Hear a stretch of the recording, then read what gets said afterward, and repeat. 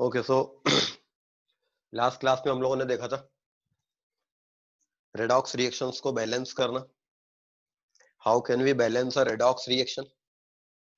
तो redox reaction को balance करने का आयन इलेक्ट्रॉन मेथड मैंने बताई थी, जो काफी लेंदी प्रोसीजर रहता है, लेकिन शॉर्ट प्रोसीजर यूज किया जा सकता है। K2Cr2O7 plus H2C2O4 plus H gives KCl plus CrCl3 plus CO2 plus H2O।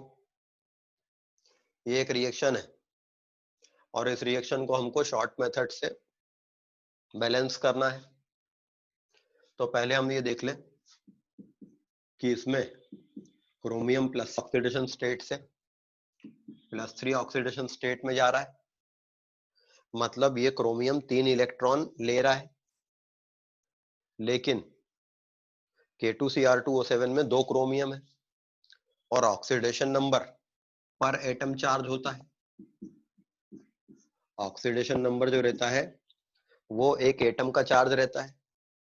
तो अगर K2Cr2O7 में क्रोमियम का ऑक्सीडेशन नंबर +6 से +3 हो रहा, तो ये एक एटम का हो रहा है। K2Cr2O7 में ऐसे 2 एटम है, तो एज अ होल ये पूरा मॉलिक्यूल 6 इलेक्ट्रॉन ले रहा है। ये molecule as a whole 6 electron gain कर रहा है। कार्बन H2C2O4 में +3 ऑक्सीडेशन स्टेट पर है और ये +4 ऑक्सीडेशन स्टेट पर जा रहा है। ये कार्बन +3 ऑक्सीडेशन स्टेट पर है और ये +4 ऑक्सीडेशन स्टेट पर जा रहा है, तो ये एक इलेक्ट्रॉन लॉस कर रहा है। बट अगेन इसके पास ऐसे 2 कार्बन है, तो ये मॉलिक्यूल 2 इलेक्ट्रॉन दे रहा है। ये मॉलिक्यूल 2 इलेक्ट्रॉन दे रहा है, ये 6 इलेक्ट्रॉन गेन कर रहा है। ये वाला मॉलिक्यूल 2 इलेक्ट्रॉन लॉस कर रहा है, मतलब ये 2 इलेक्ट्रॉन दे रहा है मगर ये 6 लेना चाहता है। तो इसके 2 के लिए ये 6 लगेंगे ताकि इनके बीच का इलेक्ट्रॉन लेन देन पूरा हो जाए। ये एक मॉलिक्यूल 6 इलेक्ट्रॉन गेन कर रहा है, 2 मॉलिक्यूल 12 इलेक्ट्रॉन करेंगे। ये एक मॉलिक्यूल 2 इलेक्ट्रॉन दे रहा है, 6 मॉलिक्यूल 12 इलेक्ट्रॉन देंगे, तो 12 इलेक्ट्रॉन्स का लेन देन पूरा हो जाएगा इनके बीच में।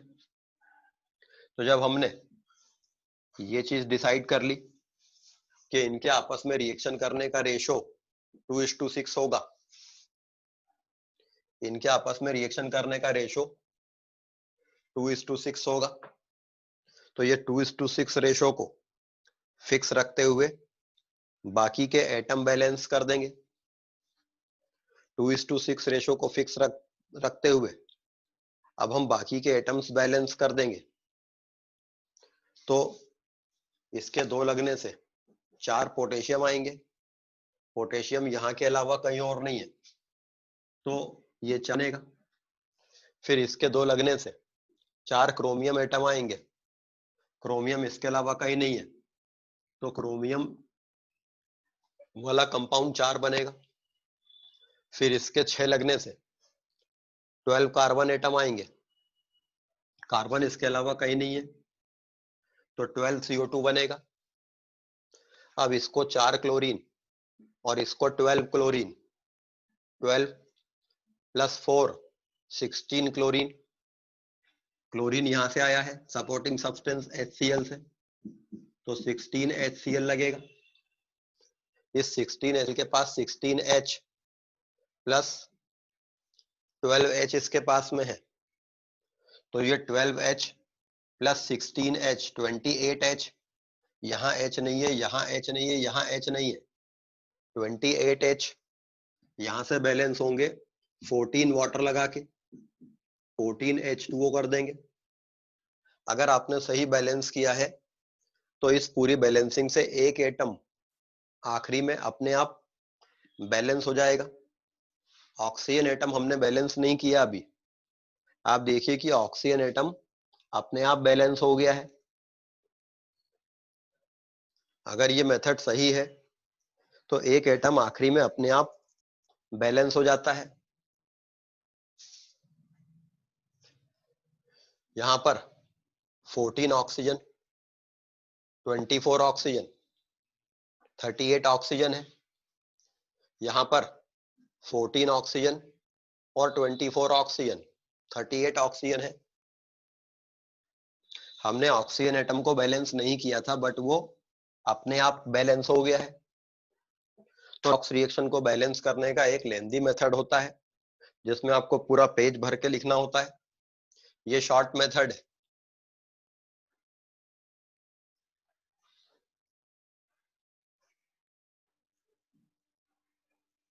दिस मेथड इज कॉल्ड के मेथड। इस शॉर्ट मेथड को के मेथड कह सकते हैं।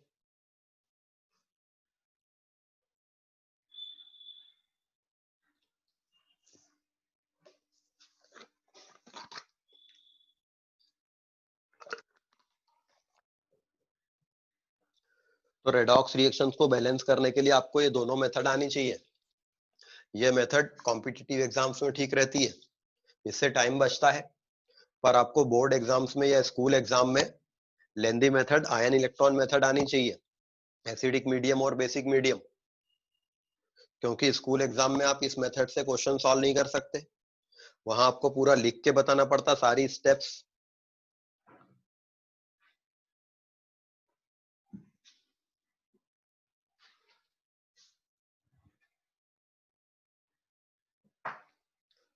Zn plus HNO3 gives ZnNO3 whole twice, N2O plus H2O। इस रिएक्शन को बैलेंस कीजिए जिस भी मेथड से आप कर सकते हो। Ion electron method acidic medium और ion electron method basic medium और बाय के मेथड।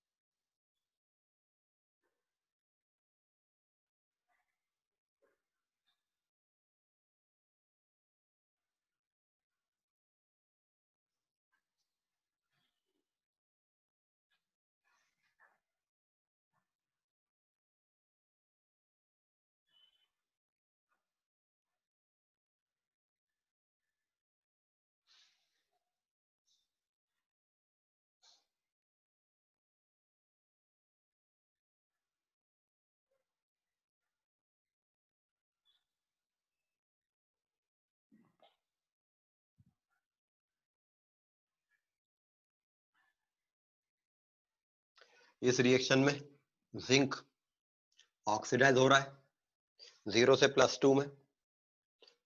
जिंक 0 से +2 पे ऑक्सीडाइज हो रहा है, लेकिन यहाँ जो नाइट्रोजन है इस H3 में, HNO3 में नाइट्रोजन +5 ऑक्सीडेशन स्टेट पर है। ये नाइट्रोजन को अगर यहाँ देखें, ये +1 स्टेट पर जाकर रिड्यूस हो रहा है, लेकिन जिंक नाइट्रेट में ये जो नाइट्रोजन है ये +5 ऑक्सीडेशन स्टेट वाला नाइट्रोजन ही है। तो HNO3 यहाँ पर डबल रोल प्ले कर रहा है। ये रिड्यूस होकर N2O बना रहा है, लेकिन ये बिना रिड्यूस हुए भी जा रहा है। जैसे जिंक केवल ऑक्सीडाइज ही हो रहा है, मगर नाइट्रोजन HNO3 का दो जगह जा रहा है, एक जगह ऑक्सीडेशन स्टेट में चेंज कर रहा है, एक में नहीं चेंज कर रहा है। इस तरह से अगर कोई सब्सटेंस करता तो वी कैन से कि वो डबल रोल प्ले कर रहा है। HNO3 यहाँ पर ऑक्सीडाइजिंग एजेंट भी है,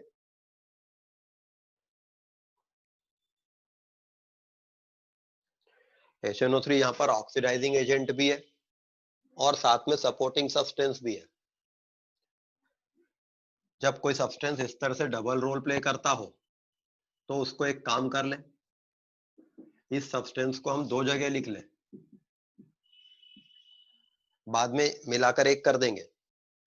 ये वाला HNO3 वो है जो ऑक्सीडाइजिंग एजेंट है, जो रिड्यूस हो रहा है, और ये HNO3 वो है जो सपोर्टिंग सब्सटेंस है जो ईथन आ रहा है, इससे थोड़ा आसान पड़ जाएगा।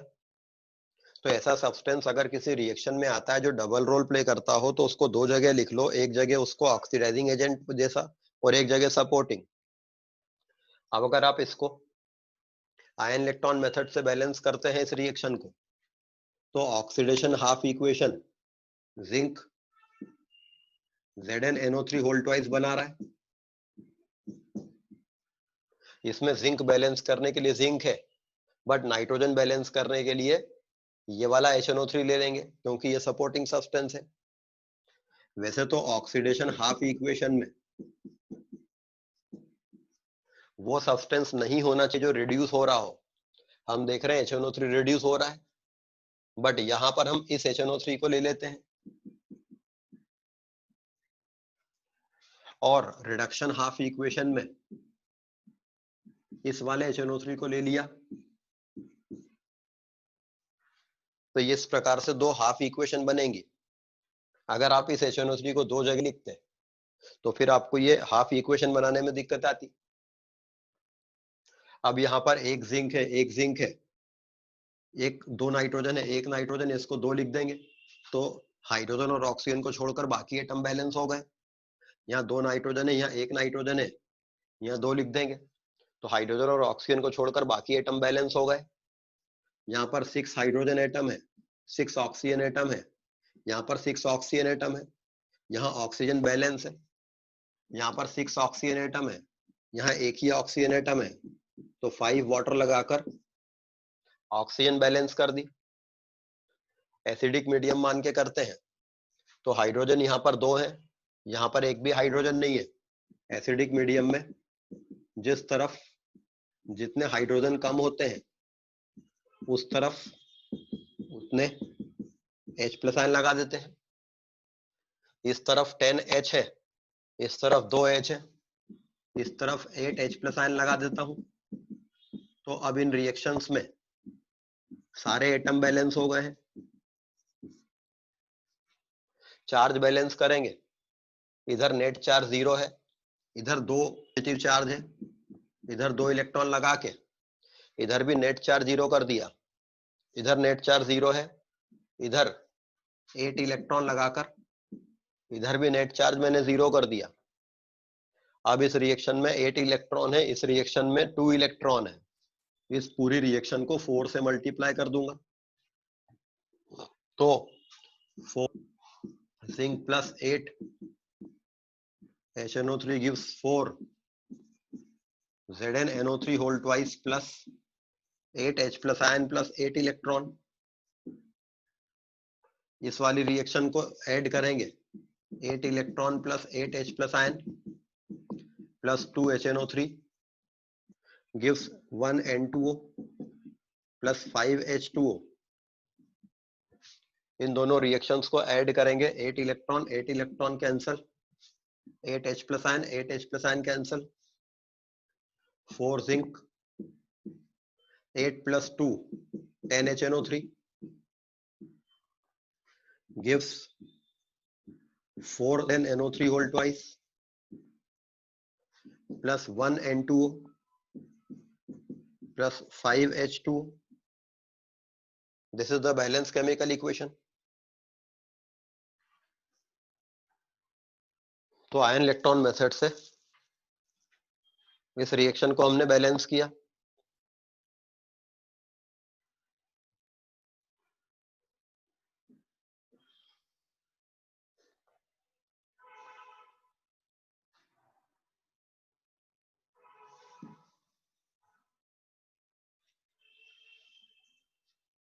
ठीक है,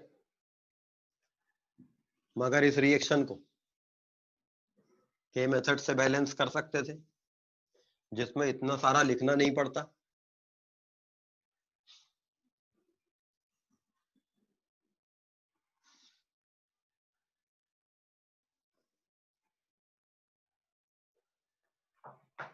इस रिएक्शन में जिंक 0 से +2 पे जा रहा है तो ये जिंक 2 इलेक्ट्रॉन दे रहा है। ये वाला नाइट्रोजन +5 से +1 पर है ये एक इलेक्ट्रॉन ले रहा है, ये 2 इलेक्ट्रॉन दे रहा है, ये 1 इलेक्ट्रॉन ले रहा है, ये सपोर्टिंग सब्सटेंस वाला HNO3 है, ये कुछ नहीं कर रहा है, तो इसके एक के लिए ये 2 लगेगा। तो मेरे पास इन दोनों के आपस में रिएक्शन करने का बेसिक रेशो आ गया, जो 2 इलेक्ट्रॉन का लेन देन करा देगा। एक रेडॉक्स रिएक्शन में इलेक्ट्रॉन का लेन देन कंप्लीट होना चाहिए। इलेक्ट्रॉन देने वाला जितने इलेक्ट्रॉन देता है, इलेक्ट्रॉन लेने वाला पूरे लेता है। तो इसके एक के लिए ये 2 लगेगा। अब जब इसके एक के लिए ये 2 लगेगा, तो इसके एक लगने से ये 1 बनेगा, इसके 2 लगने से ये 1 बनेगा क्योंकि इसमें N2 है, इसके 2 लगने से नाइट्रोजन एटम बैलेंस है। मगर जब ये 1 बना, तब इसके पास 2 नाइट्रेट है,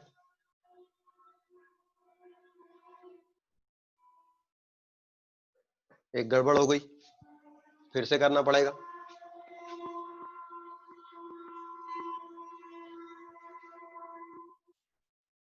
फिर से करते हैं इसको। यहां पर ये जिंक 2 इलेक्ट्रॉन दे रहा है क्योंकि जिंक 0 से +2 पे जा रहा है। यहां पर नाइट्रोजन +5 से +1 पे जा रहा है। तो मैंने क्या बोला था कि ये 1 इलेक्ट्रॉन ले रहा है, लेकिन ये +5 से +1 में जा रहा है, तो ये 4 इलेक्ट्रॉन लेता है। तो ये 4 इलेक्ट्रॉन ले रहा है। ये नाइट्रोजन +5 से जब +1 में जा रहा है, तो ये 4 इलेक्ट्रॉन ले रहा है, और ये 2 ही इलेक्ट्रॉन दे रहा है। तो इसके 4 के लिए ये 2 लगेगा। इनके आपस में रिएक्शन करने का 4:2 होगा, ताकि इनके बीच में 8 इलेक्ट्रॉन्स का ट्रांसफर कंप्लीट हो जाए। इनके बीच में 8 इलेक्ट्रॉन्स का ट्रांसफर कंप्लीट हो गया है। फिर इसके 4 लगने ये 4 बनेगा,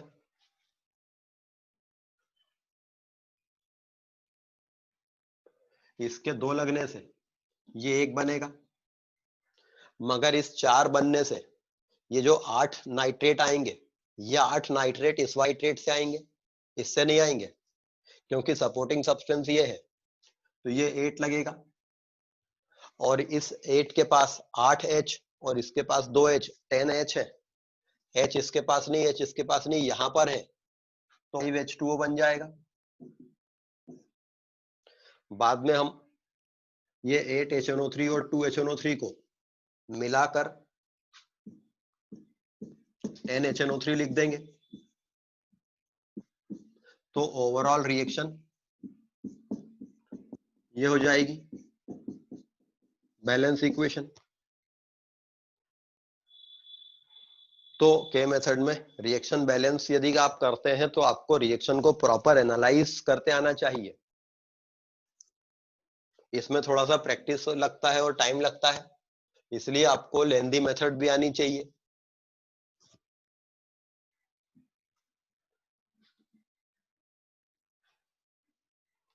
next one is Cr2O7 2 negative ion plus PH3 plus H plus ion gives PO4 3 minus ion plus Cr3 plus ion plus H2O। अभी तक हम जो रिएक्शंस पढ़ रहे थे, वो रिएक्शंस मॉलिक्यूलर में लिखी हुई थी, उनमें चार्ज्ड स्पीशीज नहीं थी। अभी जितनी रिएक्शंस मैंने आपको दी थी, उनमें चीजें जो थी वो मॉलिक्यूलर स्टेट में लिखी हुई थी, उनमें आयनिक स्टेट में चीजें नहीं लिखी थी। नाइस। इसमें सारी चीजें न्यूट्रल मॉलिक्यूल के फॉर्म में लिखी हैं, मगर यहाँ पर ये आयनिक फॉर्म में लिखी है। ये मॉलिक्यूल है, ये आयन है, ये आयन है, ये आयन है, ये मॉलिक्यूल है। अगर एक रिएक्शन आयनिक फॉर्म में लिखी होती है,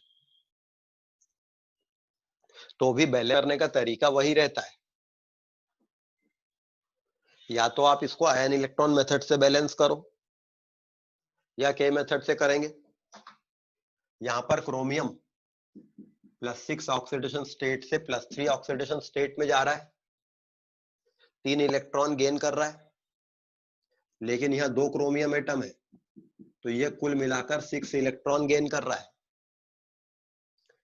CH3 में फास्फोरस -3 ऑक्सीडेशन स्टेट पर है, ये -3 ऑक्सीडेशन स्टेट से +5 ऑक्सीडेशन स्टेट पर फॉस्फेट में जा रहा है, तो ये 8 इलेक्ट्रॉन्स लॉस कर रहा है। फास्फोरस -3 ऑक्सीडेशन स्टेट से +5 ऑक्सीडेशन स्टेट में जाएगा, तो -3 से +5 पे कैसे जाएगा? बाय गिविंग 8 इलेक्ट्रॉन्स, या 8 इलेक्ट्रॉन लूज करेगा। तो ये 8 इलेक्ट्रॉन्स लूज कर रहा है, मगर ये 6 ले रहा है, तो इसके 8 के लिए ये 6 लगेगा, सो दैट 48 इलेक्ट्रॉन्स का ट्रांसफर इनके बीच में होगा।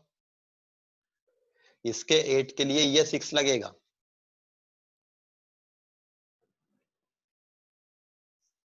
ये बेसिक रेशो इनके आपस में रिएक्शन करने का आ गया।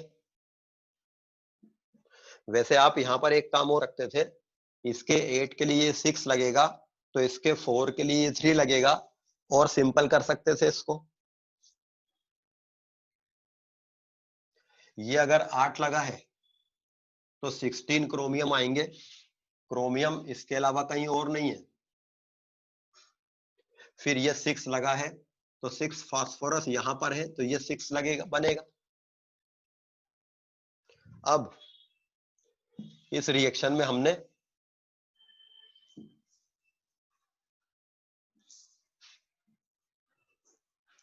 क्रोमियम एटम बैलेंस कर दिए, फास्फोरस एटम बैलेंस कर दिए। अब ऑक्सीजन एटम बैलेंस करें, 56 ऑक्सीजन इसके पास में है, 24 इसके पास में है, तो 56 - 24 32 ऑक्सीजन अभी इधर कम है, तो ये 32 लग जाएगा। और ये 32H2 के पास जो 64H होंगे, इसके पास में 18H है, तो 64 - 18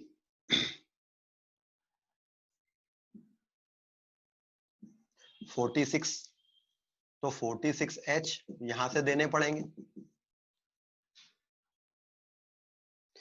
रिएक्शन जब आयनिक स्टेट में लिखी होती है, तो आपको के मेथड से बैलेंसिंग में सारी चीजें बैलेंस करनी पड़ती हैं। इसके पहले हम क्या देखते थे कि आखिरी में ऑक्सीजन एटम अपने आप बैलेंस हो जाता था।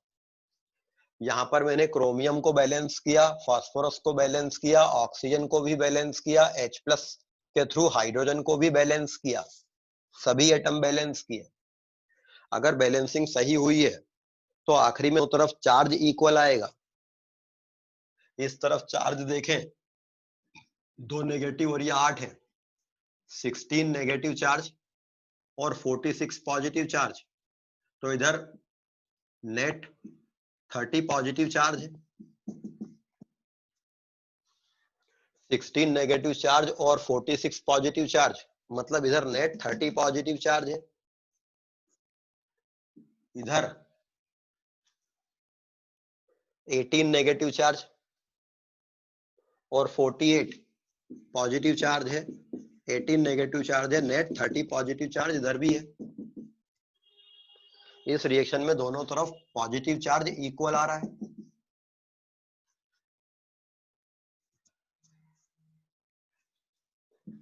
मतलब अगर एक रिएक्शन आपने के मेथड से बैलेंस की और वो रिएक्शन मॉलिक्यूलर स्टेट में लिखी थी, तो आखिरी में एक एटम अपने आप बैलेंस हो जाएगा। लेकिन अगर वो रिएक्शन आयंस के फॉर्म में लिखी है, तो आपको सारे एटम बैलेंस करने पड़ेंगे हीट एंड ट्रायल से, आखिरी में दोनों तरफ इक्वलाइज होके आएगा।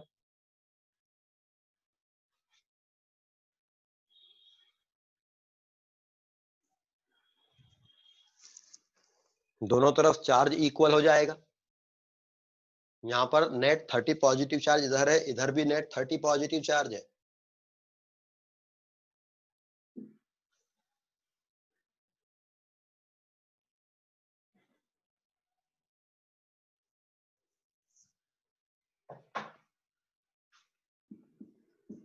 Br2 plus KOH gives KBr plus KBr3 plus H2।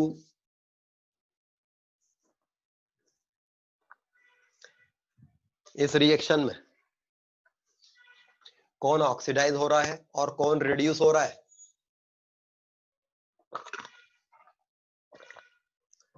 इस रिएक्शन में कौन ऑक्सीडाइज हो रहा है और कौन रिड्यूस हो रहा है, बताइए।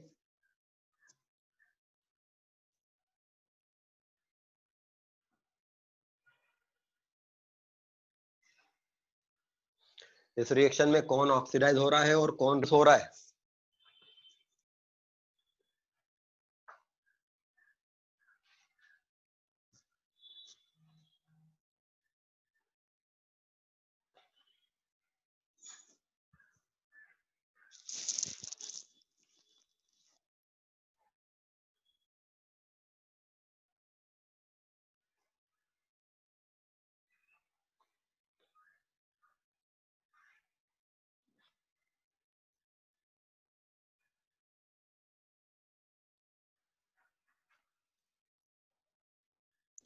सर Br ही ऑक्सीडाइज भी हो रहा है, रिड्यूस भी हो रहा है। ब्रोमीन 0 से -1 पे जा रहा है तो रिड्यूस हो रहा है, और ब्रोमीन 0 से +5 पे जा रहा है, ब्रोमीन ही ऑक्सीडाइज भी ब्रोमीन ही हो रहा है। इस रिएक्शन में ब्रोमीन ही ऑक्सीडाइज हो रहा है, ब्रोमीन ही रिड्यूस हो रहा है। KOH यहाँ पर सपोर्टिंग सब्सटेंस है।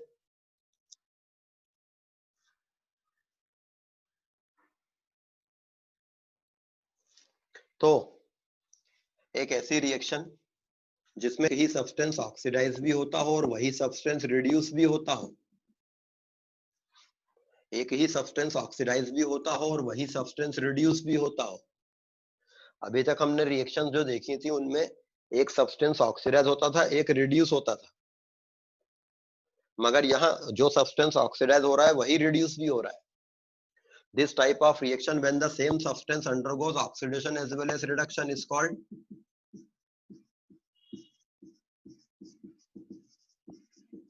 disproportionation reaction। ऐसी रिएक्शन डिस्प्रपोर्शनेशन रिएक्शन कहलाती है। When a same substance undergoes oxidation as well as reduction, the reaction is called disproportionation reaction।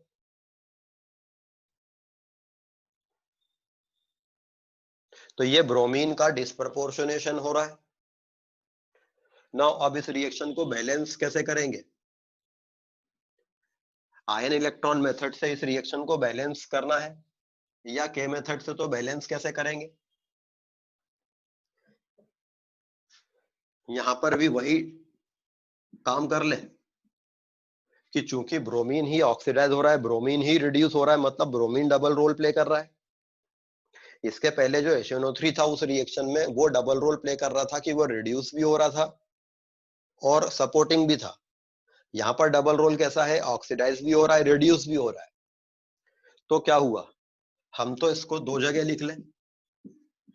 एक वो ब्रोमीन जो केवल ऑक्सीडाइज हो रहा है, मतलब जो 0 से +5 जा रहा है, और एक वो ब्रोमीन जो केवल रिड्यूस हो रहा है।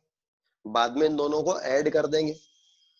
मतलब आयन इलेक्ट्रॉन मेथड से जब आप बैलेंसिंग करने के लिए हाफ इक्वेशन बनाएंगे तो ऑक्सीडेशन हाफ इक्वेशन में इस वाले ब्रोमीन को लेकर यहाँ KBrO3 लिखेंगे और रिडक्शन हाफ इक्वेशन में इस वाले ब्रोमीन को लेकर यहाँ KBr लिखेंगे। और इधर पोटेशियम है तो यहां से OH उठा लेंगे, और यहाँ पोटेशियम है तो यहाँ पे KOH ले लेंगे। KOH दोनों रिएक्शन में लिया जा सकता है क्योंकि सपोर्टिंग सब्सटेंस है। ऐसे इनकी हाफ इक्वेशन बन जाएंगी। तो इसकी ऑक्सीडेशन हाफ इक्वेशन में भी ब्रोमीन आएगा और इसकी रिडक्शन हाफ इक्वेशन में भी ब्रोमीन आएगा। और फिर अब आगे का काम कर लेंगे एज इट इज जैसे करते हैं। और KOH के कारण मीडियम बेसिक है, इसको बेसिक मीडियम में बैलेंस करेंगे।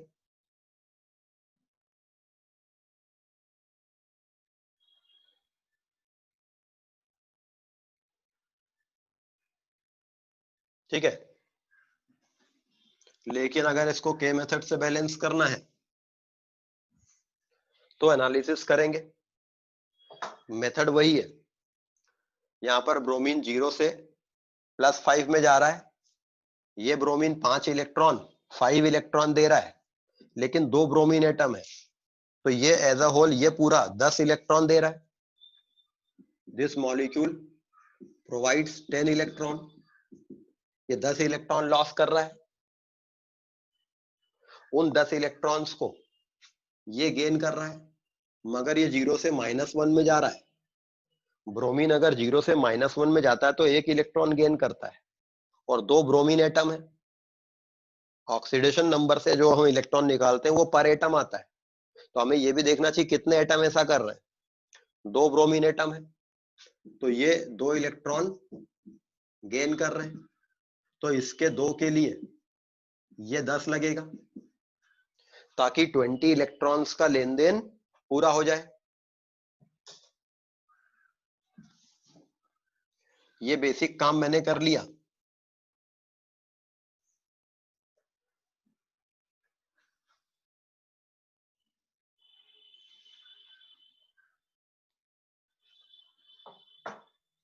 अब ये वाला जो ब्रोमीन है वो यहां गया है, उसको मुझे लिखा रहने देना चाहिए था। ये वाला जो ब्रोमीन है वो यहां गया है, तो ये 2 Br2 से ये 4 बनेगा, और ये Br2 सारा की सारा यहां जाएगा, वो इसको बैलेंस नहीं करेगा। और ये 10 Br2 से ये 20 बनेगा,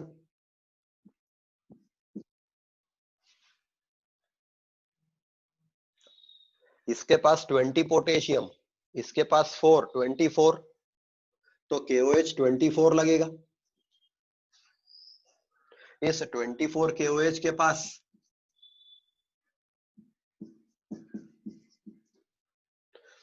48 हाइड्रोजन होंगे। हाइड्रोजन यहां नहीं है, यहां नहीं है, हाइड्रोजन यहां है, तो 24 वाटर बनेगा। और इस 24 वाटर के पास 24 ऑक्सीजन होंगे, और 12 ऑक्सीजन इसके पास में है, 48 ऑक्सीजन, 24 + 12 36 ऑक्सीजन। यहां पर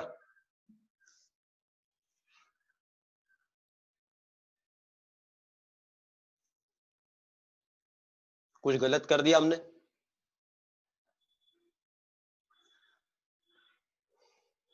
अच्छा, 24 हाइड्रोजन है, तो यहां पर मुझे 12 वाटर लगाने चाहिए थे, क्योंकि वाटर में 2 H है, तो 24 H हो गए। ऑक्सीजन 12 इसके पास में, 12 इसके पास में है, 24 ऑक्सीजन, एक एटम अपने आप बैलेंस है। बाद में ये 2 Br2 और 10 Br2 दोनों को जोड़ के 12 Br2 लिख दूंगा।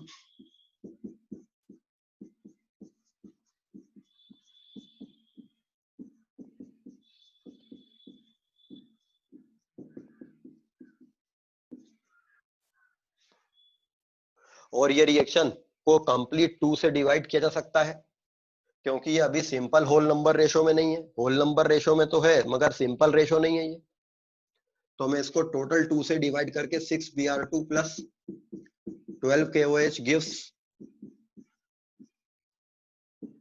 10 KBr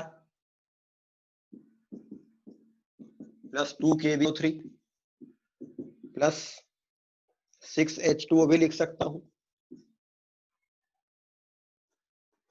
मतलब अगर एक रिएक्शन में किसी चीज का डबल रोल हो तो उसको 2 जगह लिख लो, उसके दोनों रोल अलग अलग करके फिर बैलेंसिंग कर लो। तो balancing of redox reaction by ion electron method and by K method. इनके क्वेश्चंस प्रैक्टिस करने के लिए असाइनमेंट्स में आपको दिए गए हैं और उनके वीडियो सॉल्यूशंस ऑलरेडी मैंने डाल रखे हैं। ठीक है, next the problem solving by mole concept. Problem solving by mole concept, mole concept से प्रॉब्लम सॉल्व करना, जिस चैप्टर का मेन पर्पस है।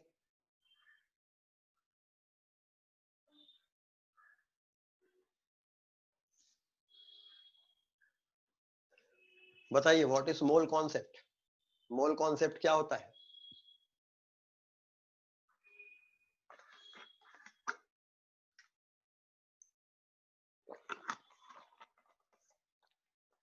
What is mole concept, mole concept क्या होता है?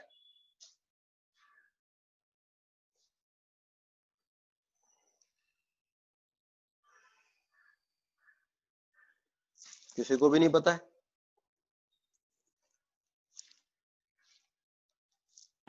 1 mole is equals to Avogadro number. गलत बात है। 1 mole equals to Avogadro number, this is not mole concept. Sir 1 mole में कितनी गैस, कितने लीटर गैस या कितने नंबर ऑफ मॉलिक्यूल्स होंगे, दैट इज मोल कॉन्सेप्ट। नहीं,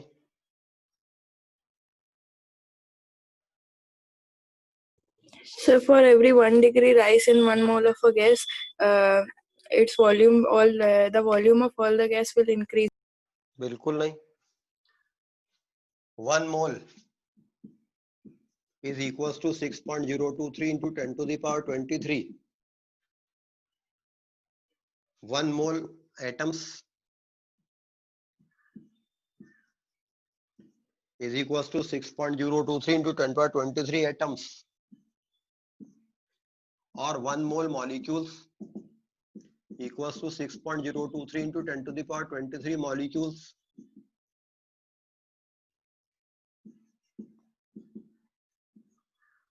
कॉमन रूप से कह सकते हैं 1 मोल सम entities equals to 6.023 into 10 to the power 23 that entities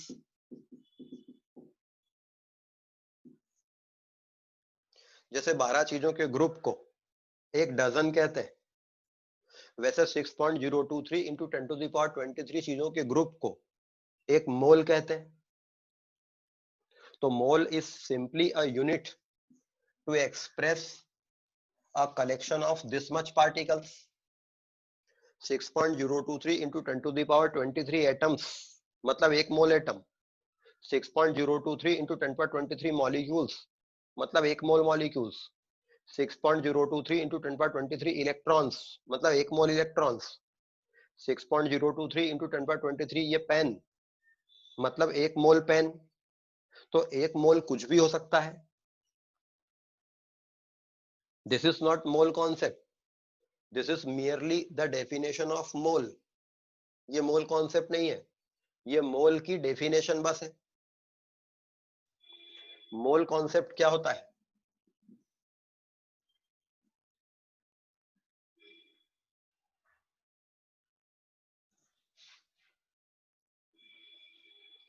what is mole concept? ये जो आपने बताया ये मोल की डेफिनेशन है कि एक मोल क्या होता है, एक मोल कितना होता है। ये आपने मोल की डेफिनेशन बस बताई। What is mole concept?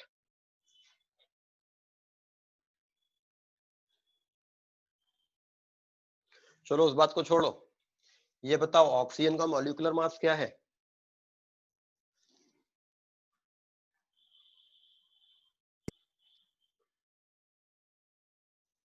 Oxygen का मॉलिक्यूलर मास क्या है? 32. 32 गलत। ऑक्सीजन का मॉलिक्यूलर मास 16. क्या है? वो भी गलत।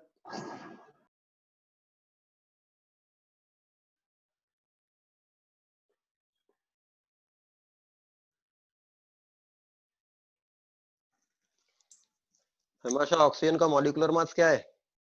सर ग्राम में 32 ग्राम या 1 gram molecule?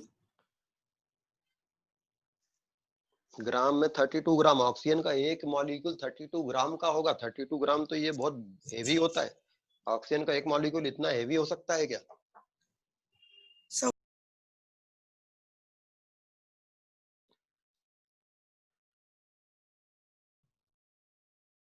Priyansh, 32 into 6.022 into 10 to the power 23 ये भी molecule. गलत। ऑक्सीजन का मॉलिक्यूलर मास होता है ऑक्सीजन का मॉलिक्यूलर मास होता है 32 AMU और ऑक्सीजन का ग्राम मॉलिक्यूलर मास होता है 32 ग्राम पर मोल। जनरली जो हम मॉलिक्यूलर मास बोलते हैं वो इसको बोलते हैं, मतलब पर्पस ये रहता है ग्राम मॉलिक्यूलर मास। एक सब्सटेंस के दो प्रकार के मास होते हैं, एक होता है उसका मॉलिक्यूलर मास और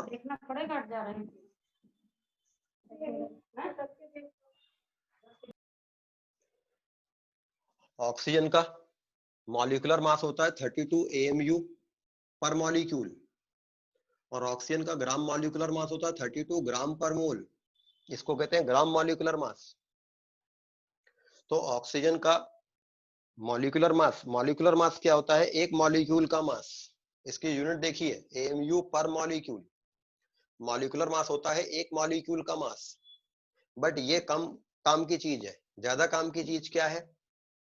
किसी सब्सटेंस का ग्राम मॉलिक्यूलर मास, जिसकी न्यूमेरिकल वैल्यू वही रहती है बट यूनिट बदल जाती है। ऑक्सीजन का ग्राम मॉलिक्यूलर मास है 32 ग्राम पर मोल। नाउ ऑक्सीजन का ग्राम मॉलिक्यूलर मास यूनिट को अगर आप ध्यान दो तो बताइए, ऑक्सीजन का ग्राम मॉलिक्यूलर मास 32 ग्राम पर मोल होता है, इस बात का क्या मीनिंग है?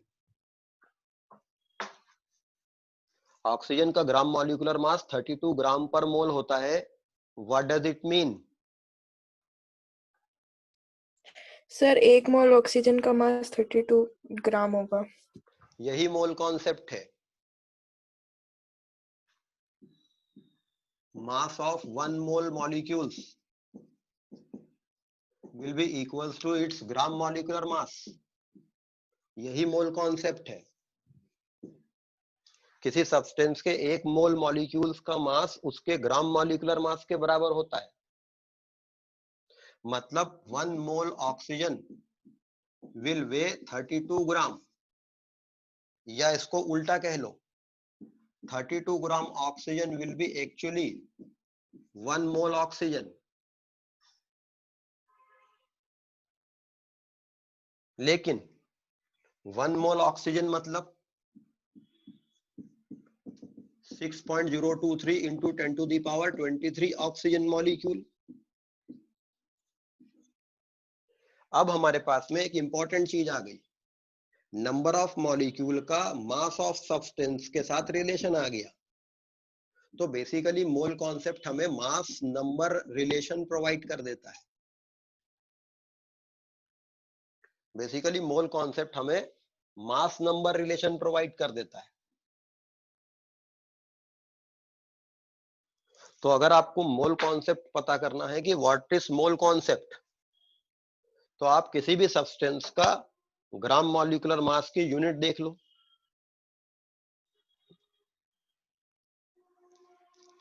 ऑक्सीजन का ग्राम मॉलिक्यूलर मास होता है 32 ग्राम पर मोल और उसको अगर आप बोलोगे तो 1 mole of oxygen molecule will be 32 ग्राम और 32 gram oxygen will be 1 mole oxygen. 1 mole oxygen means this much oxygen molecule. तो 32 ग्राम ऑक्सीजन अगर आपके पास में है तो आपके पास में इतने ऑक्सीजन के मॉलिक्यूल है। लेकिन अगर आपके पास में 64 ग्राम ऑक्सीजन है तो आपके पास में 2 into 6.023 into 10 to the power 23 oxygen के मॉलिक्यूल है। मतलब आपके पास में 2 मोल ऑक्सीजन है।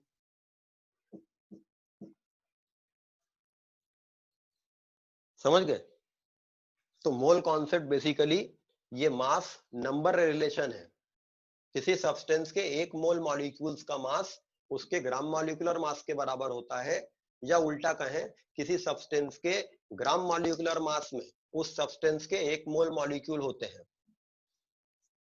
ये मास नंबर रिलेशन पता करना क्यों जरूरी था? जब कोई केमिकल रिएक्शन होती है, सपोज एक रिएक्शन हो रही है C6, suppose C2H4 reacts with oxygen to give 2CO2 plus 2H2O. एक केमिकल रिएक्शन आपको चीजों के आपस में रिएक्शन करने की क्वालिटेटिव इंफॉर्मेशन देती है कि कौन रिएक्ट कर रहा है, क्या बन रहा है। लेकिन अगर रिएक्शन बैलेंस कर दी जाए तो ये क्वांटिटेटिव इंफॉर्मेशन भी देती है। एक बैलेंस केमिकल इक्वेशन आपको चीजों के आपस में रिएक्शन करने का मास रेशो देती है कि नंबर रेशो देती है? एक बैलेंस केमिकल इक्वेशन आपको चीजों के आपस में रिएक्शन करने का मास रेशो देती है कि नंबर रेशो देती है? इस रिएक्शन को देखकर जब मैं इस रिएक्शन को मैंने बैलेंस किया और अब इस बैलेंस रिएक्शन को देखकर मैं कह रहा हूं कि ये इसका स्टोइचियोमेट्रिक कोएफिशिएंट 1 है, इसका 3 है, इसका 2 है, इसका 2 है। एक बैलेंस केमिकल इक्वेशन चीजों के आपस में रिएक्शन करने मास रेशो देती है कि नंबर रेशो देती है? Sir number ratio. ऑब्वियसली ये नंबर रेशो है। C2H4 will react with 3O2, number ratio है ये। मतलब इसका एक मॉलिक्यूल इसके 3 मॉलिक्यूल से रिएक्शन करेगा। मतलब इसके 10, इसके 30 से रिएक्शन करते, इसके 1000, इसके 3000 से रिएक्शन करते। मतलब इसके 6.023 into 1023, इसके 3 into 6.023 into 1023 से रिएक्शन करते। मतलब मैं ये भी कह सकता हूं कि इसका 1 मोल इसके 3 मोल से रिएक्शन करता। बट यहां तक ये सारी रिएक्शन, ये सारी इंफॉर्मेशन नंबर रेशो की है। बैलेंस केमिकल इक्वेशन चीजों के आपस में रिएक्शन करने का नंबर रेशो देती है। मगर सपोज आपको क्वेश्चन आ गया कि 10 ग्राम C2H4 से रिएक्शन करने के लिए how much gram of oxygen will be required. हमको पता करना है कि 10 ग्राम C2H4 से रिएक्शन करने के लिए कितने ग्राम ऑक्सीजन लगेगी। क्वेश्चन मास रेशो से सॉल्व होगा। बैलेंस इक्वेशन आपको नंबर रेशो दे रही है।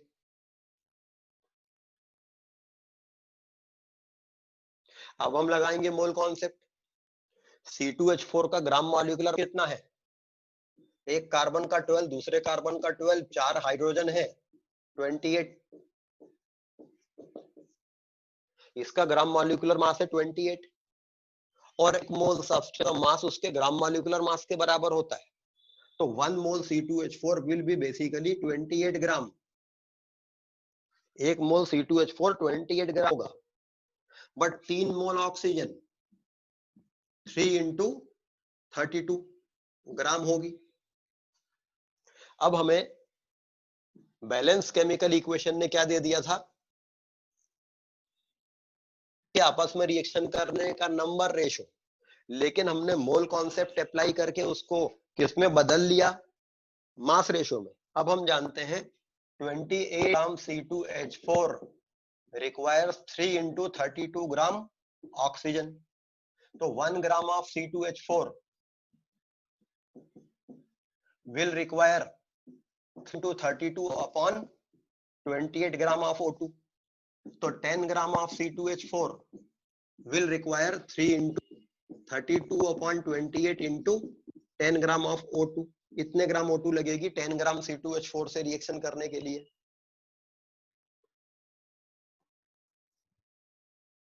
तो बैलेंस केमिकल इक्वेशन चीजों के आपस में रिएक्शन करने का नंबर रेशो देती है।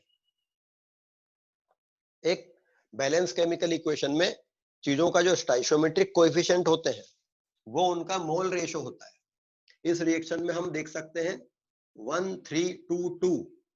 इसको हम कह सकते हैं 1 मोल C2H4 will react with 3 mole of O2 to produce 2 mole of CO2 and 2 mole of water।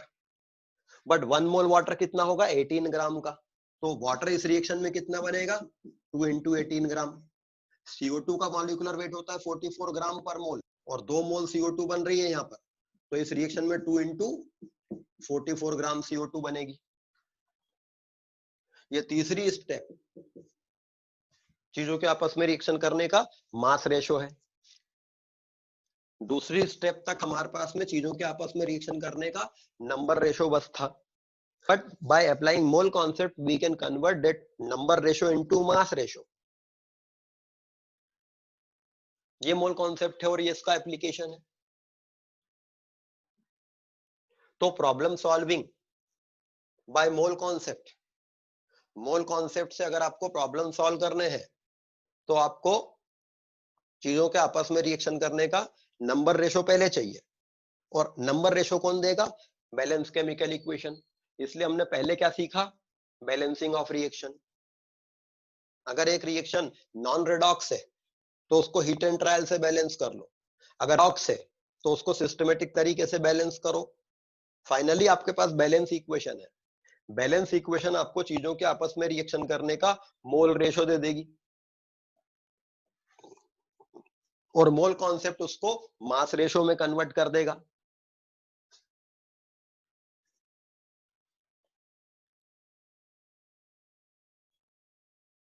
ठीक है।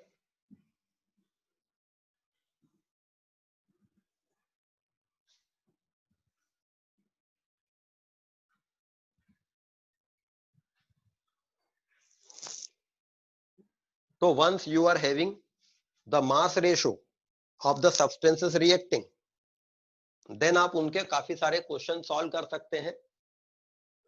तो ये मोल कॉन्सेप्ट है।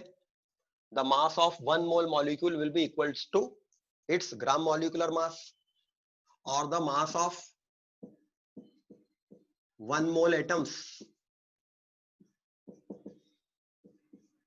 will be equals to gram atomic mass।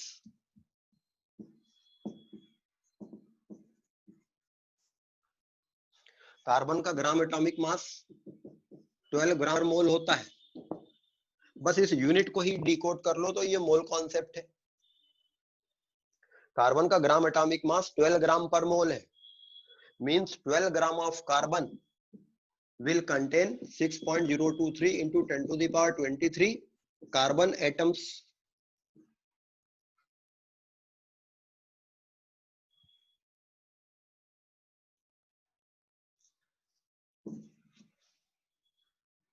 तो अगर चीजें मॉलिक्यूल के फॉर्म में हो तो हम बात करते हैं मॉलिक्यूलर मास की, अगर चीजें एटम्स के फॉर्म में हो तो हम बात करते हैं एटॉमिक मास की, पर दोनों के मीनिंग एक ही होते हैं।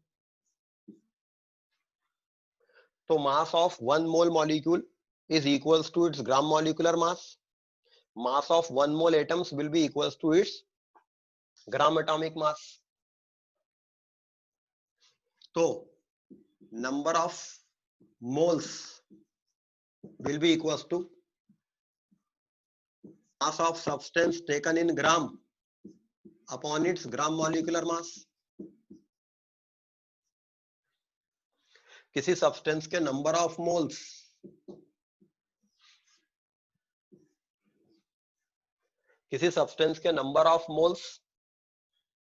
हम लिख सकते हैं उस सब्सटेंस का mass in gram upon gram molecular mass. Suppose आपके पास में 64 ग्राम ऑक्सीजन प्रेजेंट है। भाई ऑक्सीजन का ग्राम मॉलिक्यूलर मास 32 होता है, 32 ग्राम पर मोल होता है, पर आप ऑक्सीजन ले तो कितनी भी सकते हो।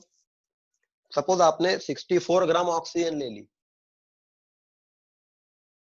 तो you are having 64 gram oxygen on its gram molecular mass, you are having 2 mole oxygen।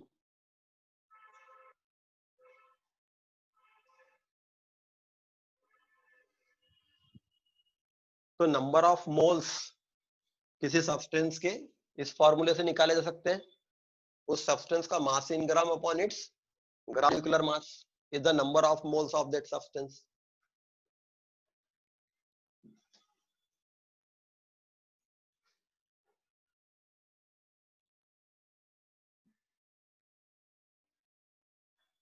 ठीक है। तो ये मोल कॉन्सेप्ट है। मोल कॉन्सेप्ट सिंपल चीज है, इंपॉर्टेंट चीज होती है इसको याद करके क्वेश्चन सॉल्व करते आना चाहिए आपको। उसमें थोड़े से अलग अलग तरह के क्वेश्चंस बनाए जाते हैं, बट सारे क्वेश्चन इस सिंपल मोल कॉन्सेप्ट से सॉल्व हो जाते हैं। आपको सिर्फ क्वेश्चन समझना पड़ता है और उसको सॉल्व करने का एक तरीका निकालना पड़ता है, तो वो प्रैक्टिस करके आपको सीखना रहेगा।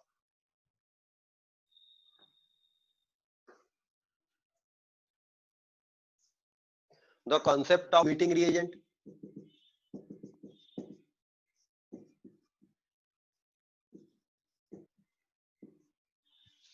किसी रिएक्शन में limiting reagent. What is limiting reagent in a reaction? एक रिएक्शन में लिमिटिंग रिएजेंट कौन होता है?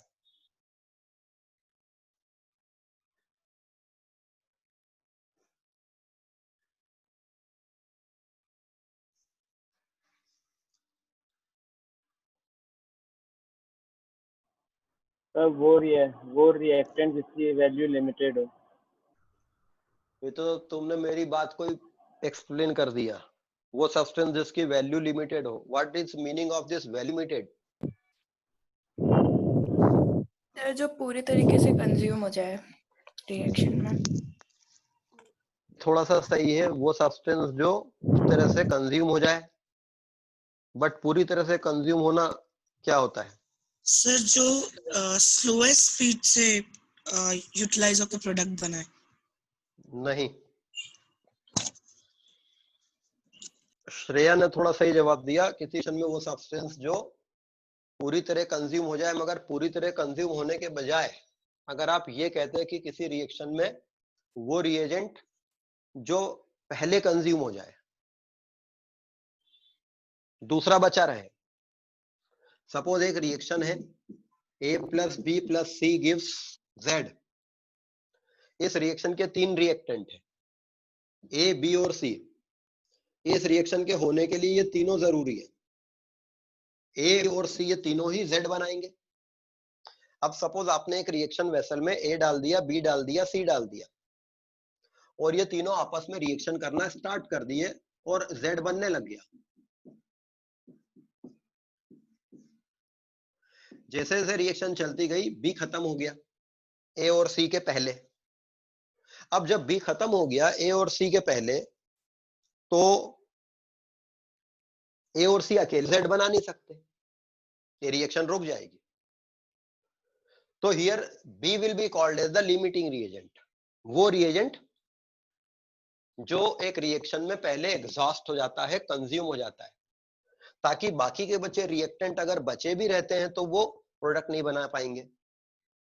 तो अगर किसी रिएक्शन में किसी प्रोडक्ट का बनना 2 या 2 से ज्यादा रिएक्टेंट्स पे डिपेंड करता है, तो वो रिएक्टेंट जो पहले खत्म हो जाता है, सबसे पहले कंज्यूम हो जाता है, वो लिमिटिंग रिएजेंट कहलाता है, क्योंकि वो उस रिएक्शन को लिमिट कर देता है कि रिएक्शन अब बियॉन्ड आगे जा नहीं सकती।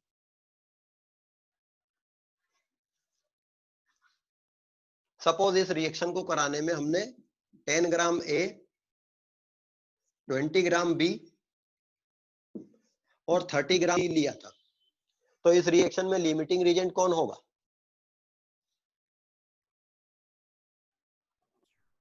Sir A। किसी रिएक्शन में वो रिएक्टेंट लिमिटिंग रिएजेंट नहीं हो है जो कम क्वांटिटी में लिया जाता है। हम यहां ये नहीं कह सकते कि A लिमिटिंग है, क्योंकि आपने इसका 10 ग्राम लिया है, इसका 20 ग्राम लिया है, इसका 30 ग्राम लिया है, पर आपको ये तो पता नहीं कि ये किस रेशो में रिएक्ट करते हैं। अभी इनको आपको इनके आपस में रिएक्शन करने का मास रेशो थोड़ी ना पता है। तो आप किस रिएक्शन में वो सब्सटेंस जो कम क्वांटिटी में लिया जाता है वो लिमिटिंग होगा हमेशा, ये जरूरी नहीं है। वो जो पहले एग्जॉस्ट हो जाता है, जो पहले खत्म हो जाता है,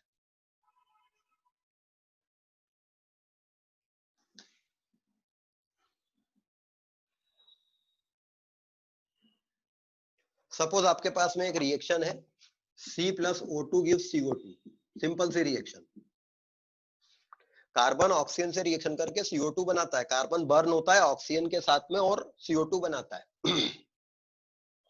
नाउ सपोज मैंने एक रिएक्शन कराई, 10 ग्राम कार्बन एक वेसल में लिया, जिस वेसल में 6 ग्राम ऑक्सीजन थी और ये बर्न होने लगा, या सपोज 24 ग्राम कार्बन था और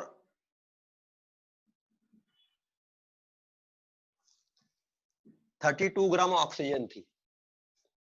एक वेसल में 12 ग्राम कार्बन था और 24 ग्राम कार्बन लिया और 32 ग्राम ऑक्सीजन ली और रिएक्शन स्टार्ट करा दी, CO2 बनने लगी। इस रिएक्शन में लिमिटिंग रीजन कौन है?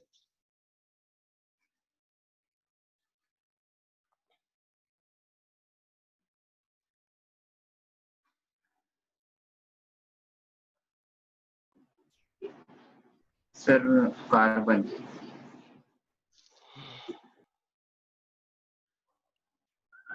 गलत जवाब है, और चूंकि अब आपको गलत जवाब पता है तो मतलब सही जवाब भी पता है, क्योंकि दो ही रिएक्टेंट है। तो इस रिएक्शन में ऑक्सीजन लिमिटिंग एजेंट है। अभी तो मैंने बताया कि वो सब्सटेंस लिमिटिंग नहीं होता जो कम क्वांटिटी में लिया जाता है, हो सकता है वो हो बट नॉट ऑलवेज नेसेसरी। इस रिएक्शन में अगर हम देखें 1 मोल कार्बन 1 मोल ऑक्सीजन से रिएक्शन करता है, मतलब 12 gram carbon will react with 32 gram of oxygen. अगर हम बैलेंस रिएक्शन को देखें तो 12 ग्राम कार्बन 32 ग्राम ऑक्सीजन से रिएक्शन करता है, तो 24 ग्राम कार्बन के लिए 64 ग्राम ऑक्सीजन लगती। बट क्या ऑक्सीजन उतनी ली गई है? नहीं, ऑक्सीजन तो कम है। तो इस रिएक्शन में ये रिएक्शन बीच में ही रुक जाएगी ऑक्सीजन के कारण, क्योंकि ऑक्सीजन 64 ग्राम थी 24 ग्राम कार्बन के लिए, बट आपने ली 32 ग्राम। तो here oxygen is the limiting reagent. यहां पर ऑक्सीजन लिमिटिंग रिएजेंट है फॉर 24 ग्राम कार्बन, क्योंकि हम जानते हैं 12 ग्राम कार्बन के लिए 32 ग्राम ऑक्सीजन लगती है। या चलो ऐसा देखो, वेसल में 32 ग्राम ऑक्सीजन तुमने डाल रखी है, वो क्या करेगी, इस 24 में से 12 ग्राम कार्बन से रिएक्ट कर जाएगी और खत्म हो जाएगी, CO2 बना देगी, बाकी का 12 ग्राम कार्बन पड़ा रहेगा, उसके लिए ऑक्सीजन बचेगी नहीं। तो रिएक्शन रुक गई because of oxygen. Use your common sense. Another question, 24 gram carbon and 70 gram oxygen was taken।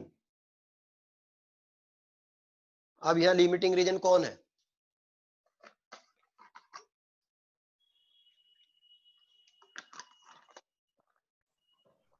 Carbon. अब यहां पर कार्बन लिमिटिंग रीजेंट है, क्योंकि अभी हम देख रहे हैं कि 24 ग्राम कार्बन के लिए 64 ग्राम ऑक्सीजन लगती है और ऑक्सीजन उससे भी ज्यादा ले रखी है आपने। इनफैक्ट 6 ग्राम ऑक्सीजन बच जाएगी लेटर ऑन और कार्बन पूरा कंज्यूम हो जाएगा। इस वेसल में कार्बन पूरा कंज्यूम होगा, इस वेसल में ऑक्सीजन पूरा कंज्यूम होगा, कार्बन 12 ग्राम बच जाएगा, यहां पर ऑक्सीजन 6 ग्राम बच जाएगी। तो वो रिएजेंट जो पहले कंज्यूम हो जाता है वो लिमिटिंग रिएजेंट होता है, ना कि वो जो कम क्वांटिटी में लिया जाता है। यहाँ पे कार्बन कम क्वांटिटी में था मगर लिमिटिंग एजेंट ऑक्सीजन थी, यहाँ कार्बन कम क्वांटिटी में लिया था और वही लिमिटिंग था।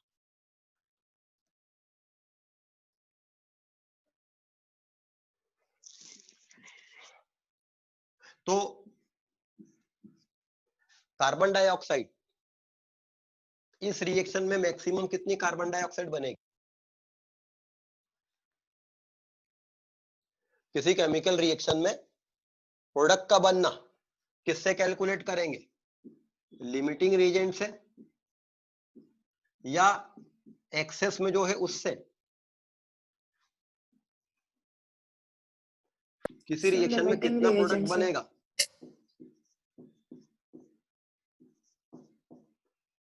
किसी रिएक्शन में प्रोडक्ट का बनना लिमिटिंग रिएजेंट से पता करेंगे।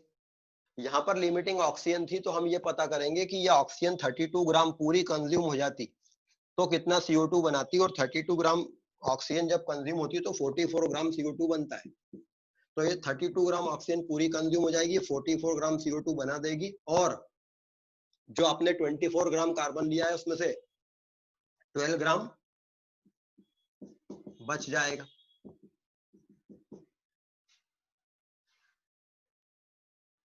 तो जब किसी केमिकल रिएक्शन में प्रोडक्ट का हमें चेक करना होता है तो उससे चेक करते हैं जो लिमिटिंग है, क्योंकि वो खत्म हो गया, वो उसको बनना रोक देगा फिर।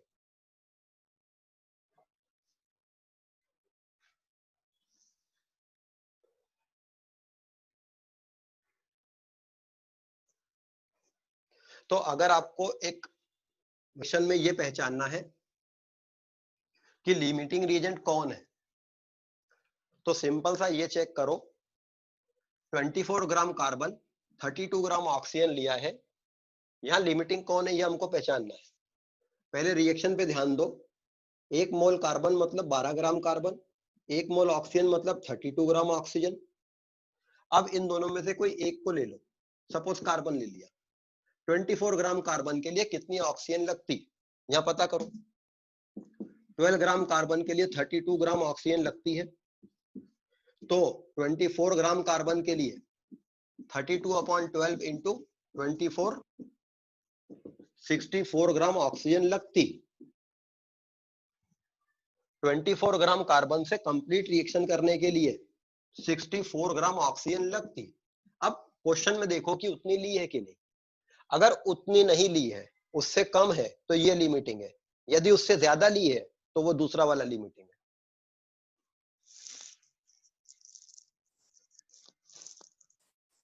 ठीक है, तो this is the concept of limiting reagent. कुछ क्वेश्चन आपको इसके भी आएंगे।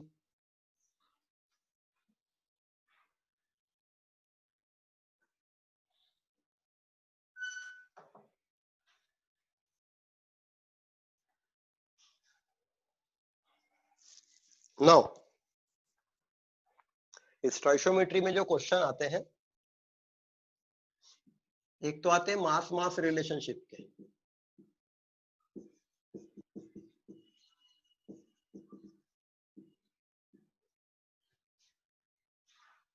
ये जो अभी मैं क्वेश्चन दे रहा था, ये मास मास रिलेशनशिप के क्वेश्चन थे।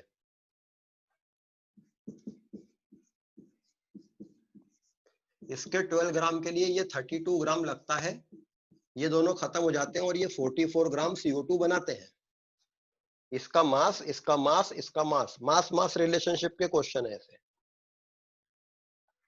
बट कुछ क्वेश्चन पूछे जाते हैं मास नंबर रिलेशनशिप के।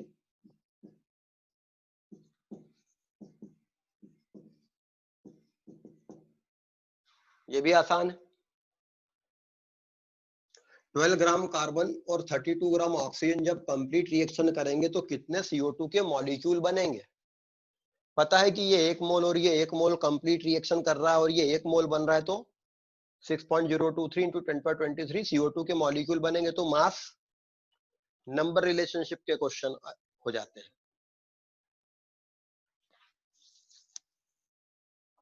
और फिर एक हो सकता था नंबर नंबर रिलेशनशिप, वो तो सिंपल मोल कौन बैलेंस इक्वेशन ही दे देती है, मोल कॉन्सेप्ट की वहां जरूरत ही नहीं है।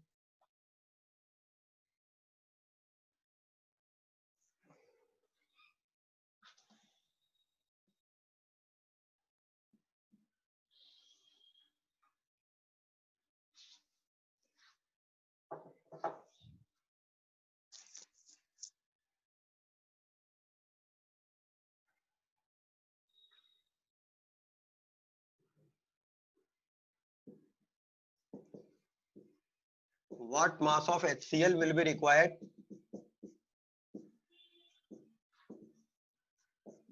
to react completely with 50 gram of calcium carbonate. करिए इसको। 50 ग्राम ऑफ कैल्शियम कार्बोनेट से कंप्लीट रिएक्शन करने के लिए कितना HCl लगेगा।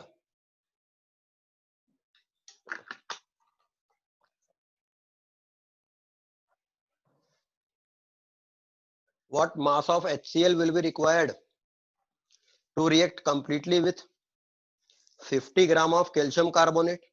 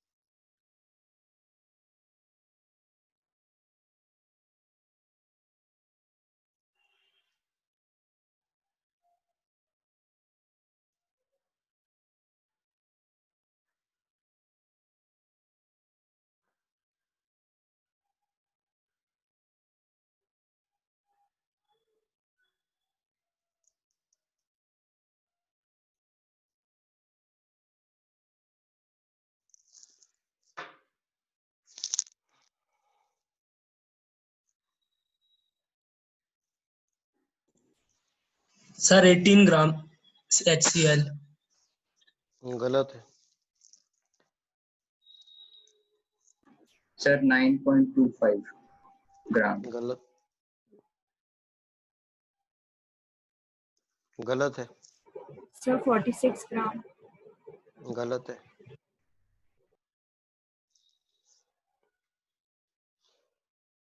What mass of HCl will be required to react completely with 50 gram of calcium carbonate?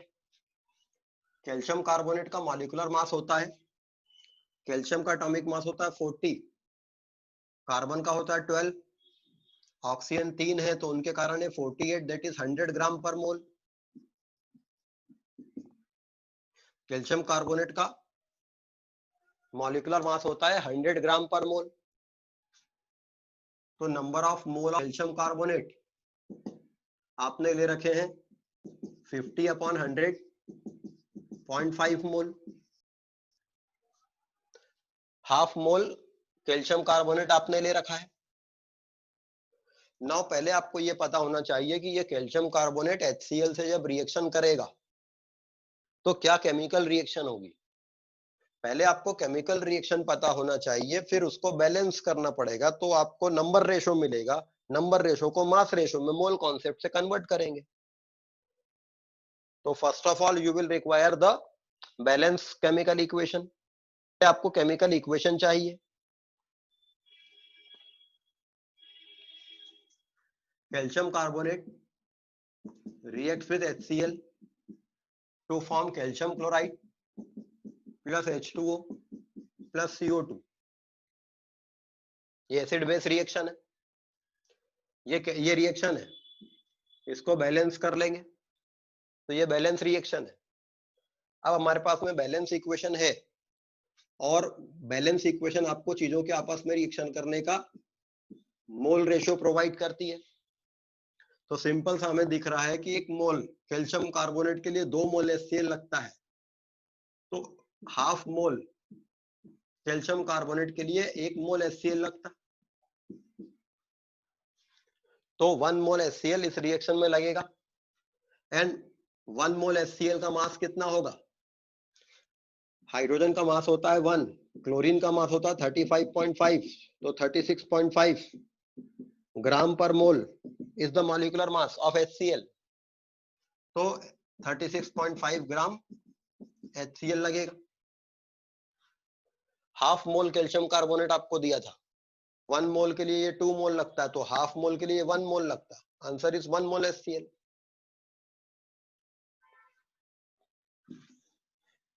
या चाहो तो इसको ऐसा कर लेते, ये मोल कैलकुलेट मत करो, वैसे मोल कैलकुलेट करना ज्यादा अच्छा रहता है। यहां पर मैं बोल सकता हूं कि जितने मोल कैल्शियम कार्बोनेट होता है HCl उसके डबल मोल लगता है।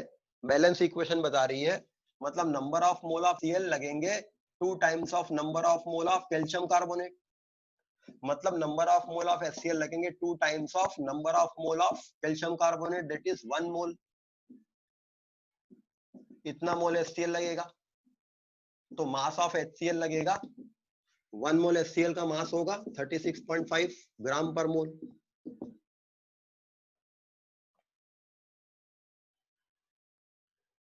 अगर ये क्वेश्चन दिया होता what mass of HCl will be required to react completely with 400 gram of calcium carbonate, तो number of mole of calcium carbonate होते 4 मोल।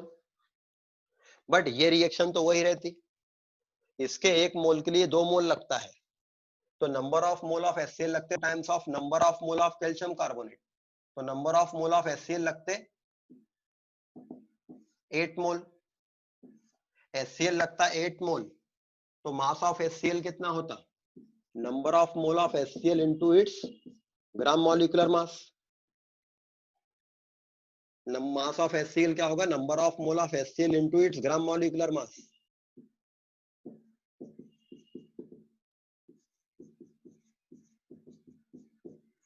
ग्राम HCl लगता।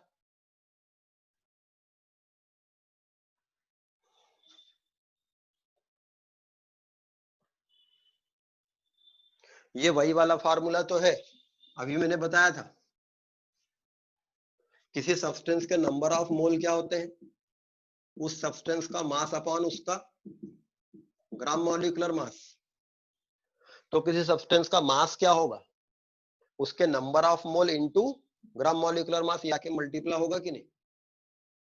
ये फॉर्मूले से हम मोल निकाल सकते हैं, या फिर हम किसी सब्सटेंस का मास इन ग्राम निकाल सकते हैं उस सब्सटेंस के number of mole into its gram molecular mass. Number of mole of HCl into its gram molecular mass equal to mass of HCl।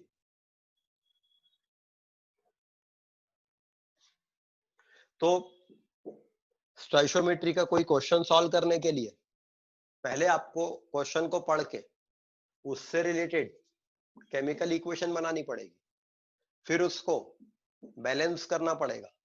Balance equation चीजों के आपस में रिएक्शन करने का मोल रेशो देती है। तो एक सब्सटेंस की क्वांटिटी जो क्वेश्चन में दे रखी होगी, उससे दूसरे सब्सटेंस की क्वांटिटी निकाल लेंगे। ये सिंपल सा क्वेश्चन है।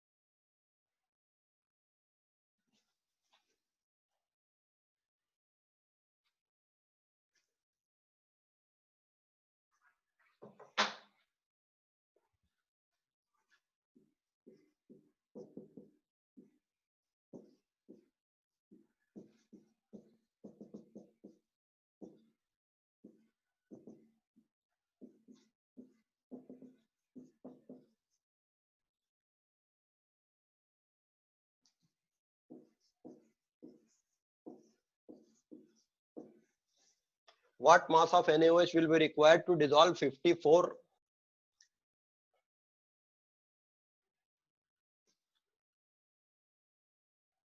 What mass of NaOH will be required to dissolve 54 gram of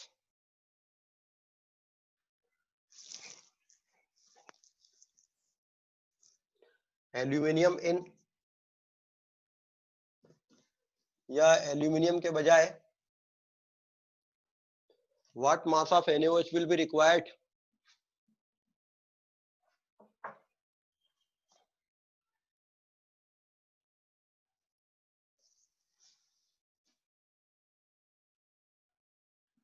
to react with 54 of aluminium? चलो ऐसे ही कर लो। What mass of NaOH will be required to react completely with 54 gram of aluminium? 54 gram of aluminium से complete reaction करने के लिए कितना NaOH लगेगा?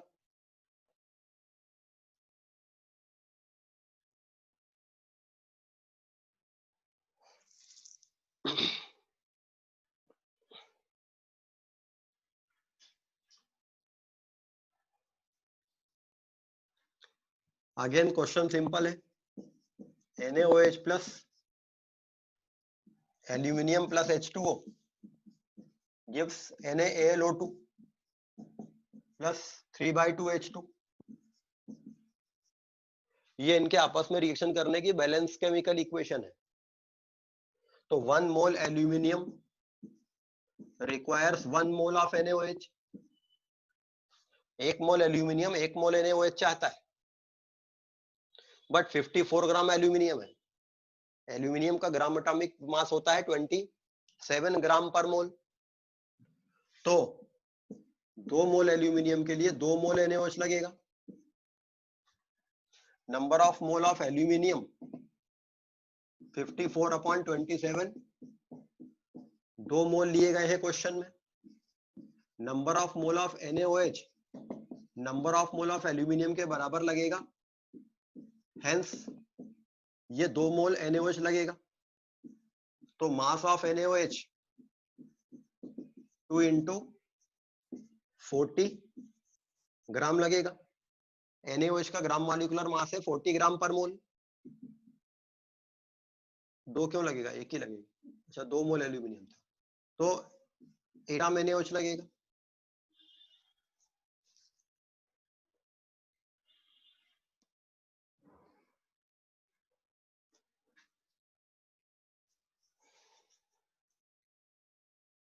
ठीक है,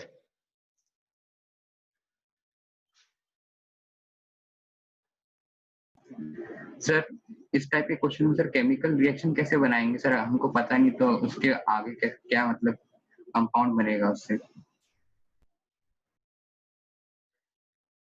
इस टाइप के क्वेश्चंस में केमिकल रिएक्शन क्या होगी वो धीरे धीरे केमिस्ट्री पढ़ के समझ में आएगी। अभी आपको नहीं पता है तो आप कुछ नहीं कर सकते। अभी आपको केवल वैसे वाले क्वेश्चन बनेंगे जिनकी रिएक्शन आपको पता है। तो अगर कोई क्वेश्चन आपको आया जिसकी केमिकल रिएक्शन आपको अभी पता नहीं है तो आपको उसकी केमिकल रिएक्शन पहले खोजना चाहिए, बिकॉज इसका और कोई रास्ता नहीं है। केमिकल रिएक्शन आपको पता होनी चाहिए पर उसके लिए टाइम लगेगा, तो धीरे धीरे आपको केमिकल रिएक्शंस पता लगती जाएंगी। अच्छा इस क्वेश्चन में NaOH का पूछा था। अगर कोई सब्सटेंस सॉलिड फॉर्म में लिया है तो इसकी क्वांटिटी ग्राम में बताई जा सकती है।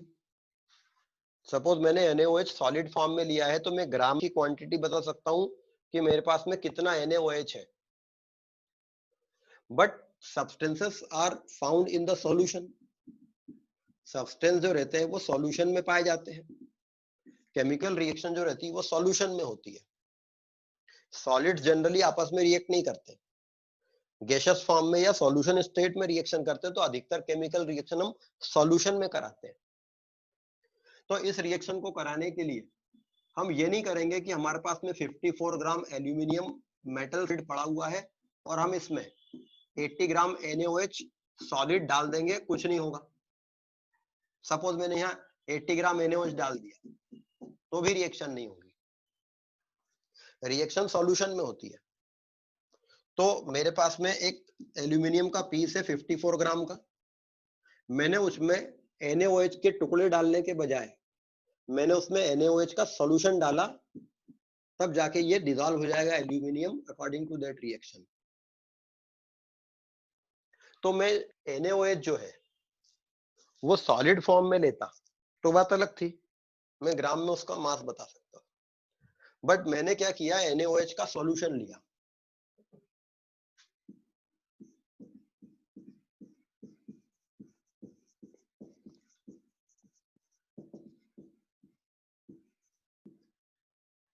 और क्वेश्चन जो पूछा है वो ये नहीं पूछा है कि what mass of NaOH will be required. Question में ये पूछा है कि what volume of NaOH solution will be required. इस सॉल्यूशन का कितना वॉल्यूम लगेगा 54 ग्राम एल्यूमिनियम को डिसॉल्व कर लेने के लिए। ये तब हो पाएगा जब हम NaOH सॉल्यूशन का कॉन्सेंट्रेशन पता हो।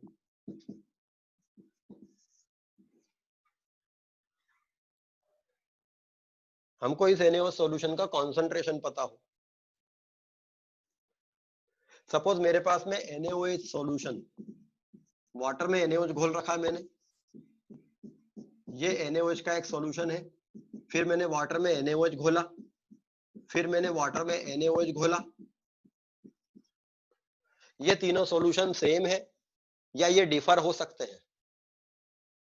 NaOH के ये तीनों सॉल्यूशन, पानी में NaOH डिसॉल्व कर रखा है, ये तीनों सॉल्यूशन सेम हो सकते हैं कि ये तीनों अलग हो सकते हैं।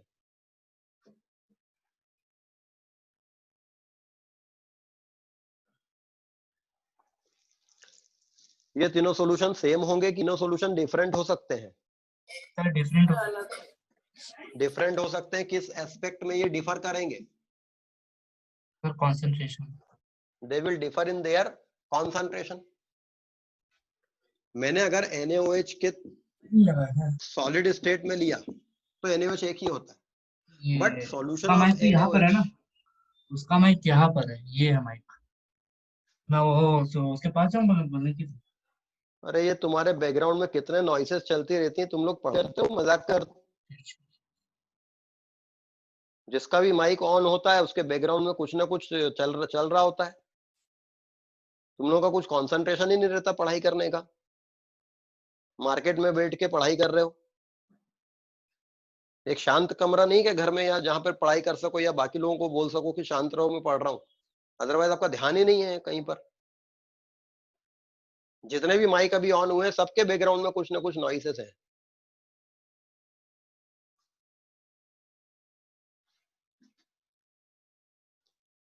तो अगर आप सॉलिड NaOH लेते हैं तो ये एक ही होता है, but solution of NaOH can be having different varieties in terms of कि NaOH with respect to water किस प्रपोर्शन में लिया है। इसमें वाटर का और NaOH का प्रपोर्शन अलग अलग हो सकता है सब जगह। तो एक टर्म हमें चाहिए जो इस सॉल्यूशन में इस प्रपोर्शन को बताए, and the term is called concentration, जो सॉल्यूशन के अंदर सॉल्यूट और सॉल्वेंट के रिलेटिव प्रपोर्शन को बताती है। तो ये अपने कॉन्सेंट्रेशन में डिफर कर सकते हैं। तो अगर आपको इस NaOH सॉल्यूशन के बारे में वॉल्यूम पता करना जो इससे रिएक्शन करेगा, तो पहले आपको इस NaOH सॉल्यूशन का कॉन्सेंट्रेशन भी पता होना चाहिए। तो नेक्स्ट क्लास में हम लोग ये कॉन्सेंट्रेशन टर्म्स देखेंगे।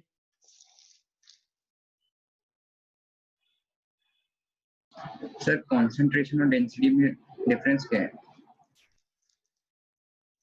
कॉन्सेंट्रेशन NaOH का वाटर के रिस्पेक्ट में होगा, डेंसिटी NaOH का मास अपॉन NaOH का ही वॉल्यूम, इसी का मास इसी का वॉल्यूम का डेंसिटी होता है, लेकिन इसका मास सॉल्यूशन के वॉल्यूम का रेशो कॉन्सेंट्रेशन होता है। रेफरेंस बदल गया है। चलिए नेक्स्ट क्लास में देखेंगे बाकी का।